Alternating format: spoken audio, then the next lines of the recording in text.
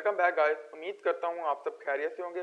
तो आज की इस वीडियो में हम लोग डिस्कस करेंगे डायनामिक मेमोरी एलोकेशन इन सी, और ये हमारा बहुत ही इंपॉर्टेंट टॉपिक है। आपने इसको बहुत ध्यान से समझना है। अब डायनामिक मेमोरी एलोकेशन का नाम तो आप सबने सुना होगा, लेकिन क्या आपको पता है कि इसको यूज क्यों करते हैं और इसको यूज करने से होता क्या, ये हम देखेंगे इस वीडियो में। तो चलो चलते हैं आगे, हम देख लेते हैं what and why dynamic memory allocation. Dynamic memory allocation होता क्या, तो देख लेते हैं। स्टैटिकली एलोकेटेड वेरिएबल और अरे has fixed size in memory. अब जिस तरह मैं इधर एक अरे क्रिएट करता हूं, कैर कैर नेम, और इसको आगे मैं साइज दे देता हूं 34।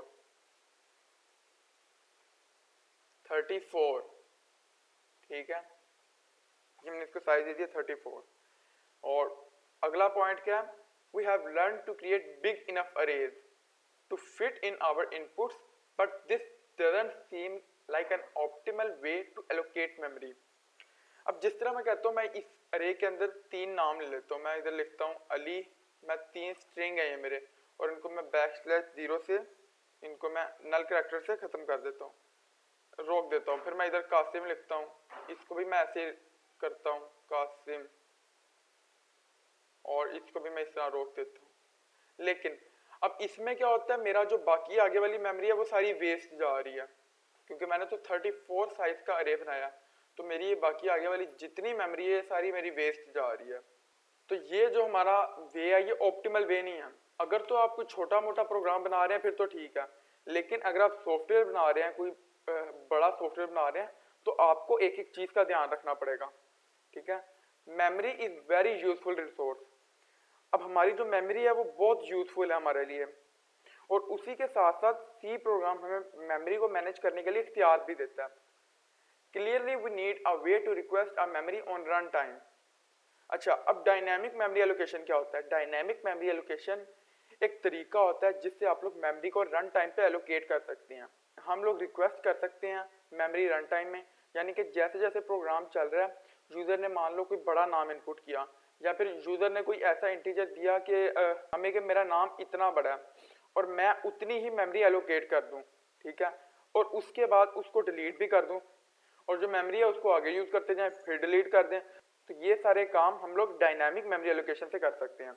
अब यहाँ तक मैंने आपको जितना बताया ना, आपको डायनामिक मेमोरी एलोकेशन की समझ बिल्कुल नहीं आई होगी। क्यों नहीं आई होगी? आपको तब तक डायनामिक मेमोरी एलोकेशन की समझ नहीं आएगी जब तक मैं आपको सी प्रोग्रामिंग में मेमोरी लेआउट किस तरह होता है, किस तरह हमारे सारे वेरिएबल्स को मेमोरी मिलती है, कौन सी चीज मेमोरी के किस सेगमेंट में स्टोर होती है, ये सारी चीजें मैं आप लोगों को बताऊंगा, तभी आपको समझ आएगी कि डायनामिक मेमोरी एलोकेशन क्या होती है।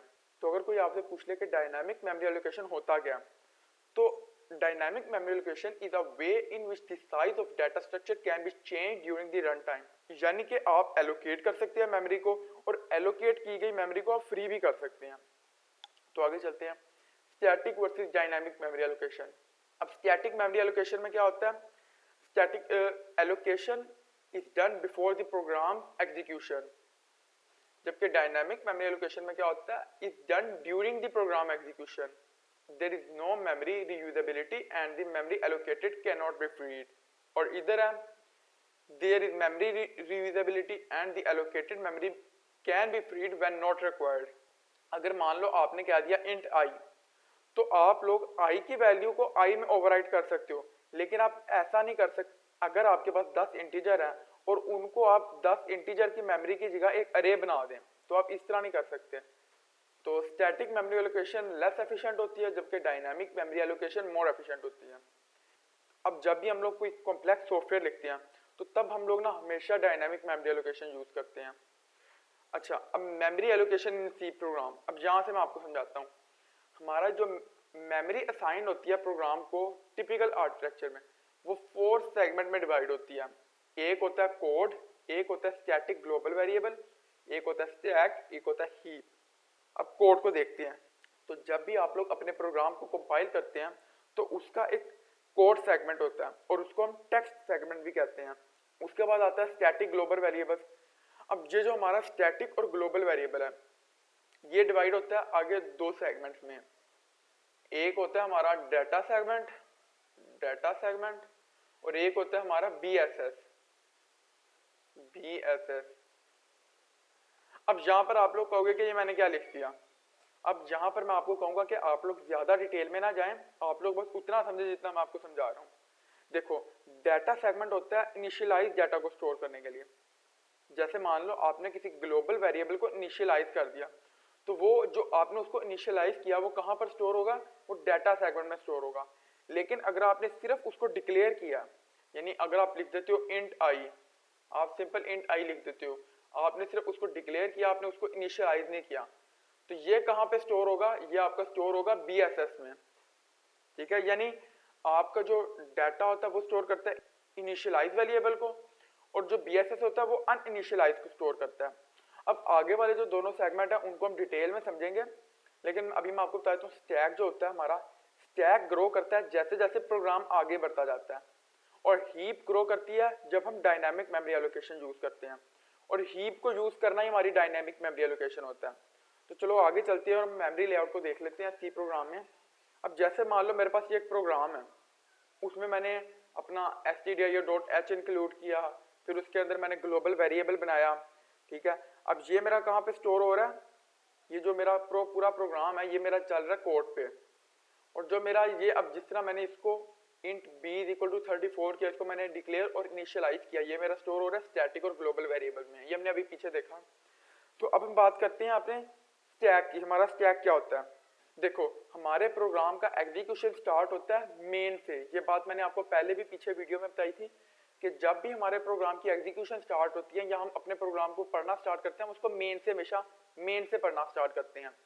ठीक है, तो क्या होगा, मैं यहाँ से अपनी जो इंस्ट्रक्शन है उनको रीड करना स्टार्ट करूंगा, तो क्या होगा, यहाँ मेरे स्टैक में मेमोरी एलोकेट हो जाएगी।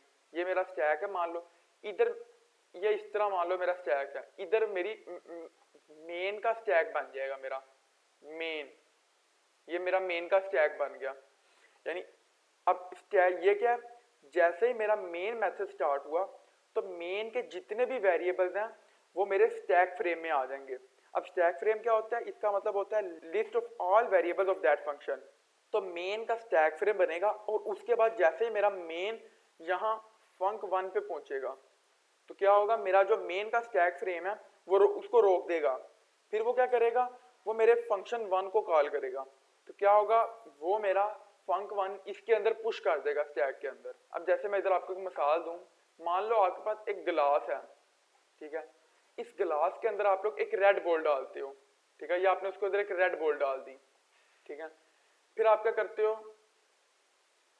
आप उसके अंदर डाल देते हो एक ब्लू बॉल, या आपने उसके अंदर एक ब्लू बॉल डाल दी। ठीक है, अब क्या होगा, जब आपको रेड बॉल निकालनी होगी तो आप क्या करोगे, आप पहले अपनी ब्लू बॉल को बाहर निकालोगे, फिर आप रेड बॉल को बाहर निकालोगे। ऐसे ही है, यानी आप इस तरह नहीं कर सकते कि आपकी ब्लू बॉल अंदर हो और आप रेड बॉल पहले बाहर निकाल लो। आपको रेड बॉल निकालने के लिए पहले ब्लू बॉल निकालनी पड़ेगी, फिर आप रेड बॉल निकालोगे। इसको हम कहते हैं लीफो। अब लीफो क्या होता है, लास्ट इन फर्स्ट आउट, यानी जो हमने सबसे एंड पे डाला उसको हम सबसे पहले निकालें। तो हमारा जो स्टैक है वो लीफो के हिसाब से चलता है, इसीलिए इसको स्टैक कहते हैं। अब मेरा जब मेन इधर func1 में आएगा तो ये func1 को पुश कर देगा स्टैक में, मेरा func1 आ जाएगा इधर, इसको मैं ऐसे लिख देता हूँ, ये मेरा func1 आ गया। अब मेरा जो func1 है वो सारे उसके सारे वेरिएबल्स यहाँ पर आ जाएंगे हमारे स्टैक में, जहाँ पर हमारा func1 का स्टैक बना है, और ये एग्जीक्यूट होना स्टार्ट हो जाएगा, और तब तक हमारा मेन रिटर्न होने का इंतजार करेगा। तो अब जिस तरह मेरे func1 के अंदर ये एक और फंक्शन है printf, ठीक है, अब ये रिटर्न तो कुछ नहीं कर रहा, लेकिन ये कहीं ना कहीं पे स्टोर तो हो रहा है ना, स्टोरेज तो ले रहा है ना। तो अब क्या होगा, मेरा printf इसके ऊपर आ जाएगा, मेरे func1 के ऊपर मेरा printf आ जाएगा। ठीक है, यानी इधर हम एक और बोल डाल गई हमारी, इधर मेरा आ गया printf। अब क्या होगा, हमारा func1 तब तक इंतजार करेगा जब तक मेरा printf एग्जीक्यूट हो रहा है। फिर क्या होगा, फिर होगा हमारा printf एग्जीक्यूट होगा, एग्जीक्यूट होके वो यहाँ से रिमूव हो जाएगा। ठीक है, वो रिमूव होके अपनी वैल्यू रिटर्न करेगा func1 को, फिर func1 हमारा एग्जीक्यूट होगा, और एग्जीक्यूट होके वो रिटर्न करेगा वैल्यू मेन फंक्शन को। अब जब मेरा func1 एग्जीक्यूट हो गया तो ये क्या करेगा, यहाँ से func1 को भी रिमूव कर देगा। func1 जब मेन फंक्शन में आ गया तो मेरा मेन फंक्शन एग्जीक्यूट होना स्टार्ट होएगा। जब मेरा मेन फंक्शन एग्जीक्यूट होके रिटर्न 0 कर देगा, जब हमें रिटर्न कर देगा, जो रन हो जाएगा, तब क्या होगा, हमारा मेन भी यहाँ से खत्म हो जाएगा। तो इस तरह हमारा स्टैक काम करता है। उम्मीद करता हूँ कि आपको यहाँ तक समझ आ चुका होगा। अब मेन चीज़ आती है हमारी हीप। हीप क्या होती है? हीप होती है डायनामिक मेमोरी। लेकिन हीप को यूज कब किया जाता है? अब जनरली क्या होता है, हीप और स्टैक ऑपोजिट डायरेक्शन में ग्रो करना स्टार्ट होते हैं। हीप अगर इस डायरेक्शन में ग्रो कर रही है तो स्टैक इस डायरेक्शन में ग्रो करेगा। और अगर ये दोनों ग्रो करते जाएं और हमारा जो स्टैक है वो हीप से मिल जाए, यानी कि आपने मेमोरी बहुत ज़्यादा यूज कर लिया और आपकी जो मेमोरी है वो आपने एग्जॉस्ट कर दिया पूरी, और आपका स्टैक ओवरफ्लो हो जाएगा। तो हम देखते हैं कि हमारा स्टैक ओवरफ्लो क्या होता है। स्टैक ओवरफ्लो होता है compiler allocates some space for the stack part of the memory. अब यहाँ पर आपके आर्किटेक्चर पे डिपेंड करता है कि कितनी मेमोरी एलोकेट करता है, लेकिन ये स्टैक आपके हाथ में होता है। एक गुड इनफ मेमोरी होती है जिसमें सारे के सारे फंक्शन एक एक करके आते जाते हैं और जाते जाते हैं, और फाइनली आपका प्रोग्राम रन होता है। दूसरा पॉइंट है when this space gets exhausted for some bad reason the situation is called as stack overflow. अगर आपने किसी भी तरह इसको एग्जॉस्ट कर दिया, ठीक है, इसको खत्म कर दिया आपने, ऐसा कब आप कर सकते हैं? मैं आपको एग्जांपल देता हूँ, रिकर्जन। अगर आपने कोई फंक्शन है फंक1, उसके अंदर आपने कॉल किया, मैं इधर लिख देता हूँ, आपका एक फंक्शन है फंक1, ठीक है, इसके अंदर आपने कॉल किया फंक1 को, ठीक है, इसके अंदर भी आपने यानी फंक1 को ही कॉल किया। अब क्या होगा, ये इसको कॉल करेगा, ये आपका स्टैक है मान लो, इधर आपका स्टैक फ्रेम बन जाएगा। फिर ये वापस इसको कॉल करेगा, इधर एक और स्टैक फ्रेम बन जाएगा। फिर ये वापस इसको कॉल करेगा, इस तरह आपका स्टैक फ्रेम बनता जाएगा, बनता जाएगा, बनता जाएगा, और एक टाइम आएगा कि आपका स्टैक फुल हो जाएगा, और फिर क्या होगा, आपकी मेमोरी लीक हो जाएगी। यानी अब मान लो, या जितना मैंने आपको ग्लास वाली की एग्जांपल दी थी, आप इसके अंदर बॉल्स डालते जाते हो। अब इस तरह तो नहीं होगा कि जब आपका ग्लास फुल हो गया तो आपका ग्लास फट जाएगा। आपका ग्लास क्या करेगा, आप बॉल डालोगे वो बाहर गिरती जाएंगी, ठीक है, तो ये होगा कि आपकी मेमोरी लीक हो जाएगी। अब हम देखते हैं यूज ऑफ हीप, हम हीप को किस तरह यूज करते हैं। अब हमारा जो स्टैक है उसमें बहुत सारी लिमिटेशंस होती हैं। अब मैं आपको समझाता हूँ। अगर हमें एक ऐसा अरे चाहिए कि हम मेमोरी को मोस्ट एफिशिएंटली यूज करते हुए एलोकेशन करना चाहते हैं, और हम कोई ऐसा प्रोग्राम बना रहे हैं जो बहुत सारी मेमोरी को यूज कर रहा है, और हम लोग मेमोरी की एक एक बिट सेव करना चाहते हैं एफिशिएंसी के लिए, तब हम लोग डायनेमिक मेमोरी का यूज करते हैं। अब हीप जो होती है हमारी, हीप, इसमें एक अच्छी बात भी है, एक बुरी बात भी है। अच्छी बात यह है कि ये can be used flexibly by programmer as per his needs. अब बुरी बात क्या है, अगर आपने प्रोग्राम में गलती की तो आप क्या करेंगे, आप हीप का साइज ग्रो करते चले जाएंगे, और आपका हीप कभी रुकेगा ही नहीं, वो ग्रो करता जाएगा। आपका प्रोग्राम जो मेमोरी ले रहा है वो बढ़ती जाएगी अगर आपने इसको सही तरीके से मैनेज ना किया। इसलिए हम हीप को जब भी यूज करते हैं, हम इसको बहुत ध्यान से यूज करना चाहिए। अब हम देखते हैं कि हीप को यूज किस तरह करना है, तो हम चलते हैं। अब होता क्या है कि आपने मेन मेथड में यहाँ पर मेरा जो स्टैक है उसके अंदर आप पॉइंटर बना देते हैं। इधर मान लीजिए मेरा इसके अंदर मेरा मेन स्टैक है। अब इसके अंदर आप क्या करते हैं, आप इसके अंदर एक पॉइंटर बना देते हैं। इसके अंदर आपने बना दिया एक पॉइंटर, ठीक है। अब मैं कहता हूँ मैं अपने हीप के पास जाता हूँ, इसको जाके मैं कहता हूँ कि मुझे 3 साइज का एक इंट एरे दे दो, ठीक है। इसको मैं कहता हूँ मुझे 3 साइज का एक इंट एरे दे दो, और वो मुझे दे देगा। और मैं क्या करूंगा, मैं यहाँ पर एक पॉइंटर बनाऊंगा अपने मेन में, ठीक है, और उसको मैं पॉइंट कर दूंगा यहाँ पर अपने हीप में। बाय एनी चांस मैं अगर इस पॉइंटर को ओवरराइड कर दिया और मैंने इस पॉइंटर को नल कर दिया बाद में, यानी अभी मेरे इस पॉइंटर के अंदर कोई वैल्यू स्टोर है, बाय चांस बाद में मैं कभी इस पॉइंटर को ओवरराइड करता हूँ और इसको मैं क्या देता हूँ, इसको मैं दे देता हूँ क्या, नल कैरेक्टर दे देता हूँ। अब क्या होगा, मेरा ये जो इंट है, ये जो मेरा अरे है, इंट अरे, इंटीजर अरे, इसको मैं इंटीजर अरे कह देता हूँ। अब मेरा ये जो इंटीजर अरे है, जब मैंने इसको नल कैरेक्टर कह दिया तो ये क्या करेगा, ये इसको अपने पास से कुछ गार्बेज वैल्यू दे देगा। अब गार्बेज वैल्यू देने से क्या होगा कि हमारी जो मेमोरी है प्रोग्राम की यूज में गिनी जाएगी, और जब तक मैं कंपाइलर को कमांड ना दूंगा इसको फ्री कर दो, ये रिजर्व रहेगी। यानी कि इसकी मिसाल मैं आपको ऐसे देता हूँ कि आप एक घर रेंट पे लेते हैं, रेंट पे लेके आप उस घर में रहते नहीं, आप किसी और घर में चले जाते हैं, आप उधर रेंट देके उधर रहने लग जाते हैं। अब क्या होगा, आपने वो घर तो रेंट पे ले लिया, अब वो घर गिना जा रहा है कि आपने वो रेंट पे लिया, ठीक है, उसका किराया आपसे लिया जाएगा।